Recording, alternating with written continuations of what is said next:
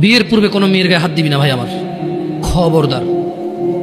বিয়ের পূর্বে কোনো মেয়ের সাথে কথা বলবি না, খবরদার। তোর যোগ্যতা নেই ওর সাথে কথা বলার। তুই কে রে? বামন হয়ে চাঁদের দিকে হাত বাড়াবি না।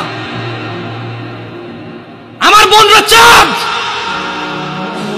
ওয়াল্লাহি যেদিন ইসলামী শাসন আসবে, যেদিন ইমাম মেহেদী আসবে, যেদিন ঈসা আলাইহিস সালাম আবার আসবে, ওনার বন্ধের উপর যারা হাত দেবে উনি হাত কেটে ফেলবে। তুই বামন হয়ে চাঁদের দিকে হাত বাড়াইস না। আমার বোনরা চাঁদ। ইসলাম মেয়েদেরকে চাঁদ বলেছে আর তোকে বামন বলেছে। বেটা তুই বেটা ছেঁড়া খাতা শুয়ে লাখ টাকার স্বপ্ন দেখিস, বিয়ের আগে মেয়ের গায়ে হাত দিস? তোর সাহস কত? তোর সাহস কত?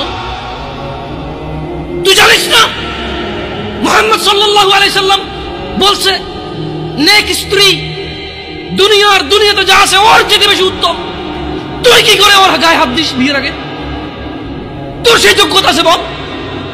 তোকে আল্লাহ জাহান্নামে ফেলবে, তোকে আল্লাহ জ্বলন্ত আগুনে নিক্ষিপ্ত করবে, তোর শরীর পচবে, তোর শরীরের গন্ধে জাহান্নামীরা থাকতে পারবে না। তোকে আল্লাহ এত নিকৃষ্ট শাস্তি দেবে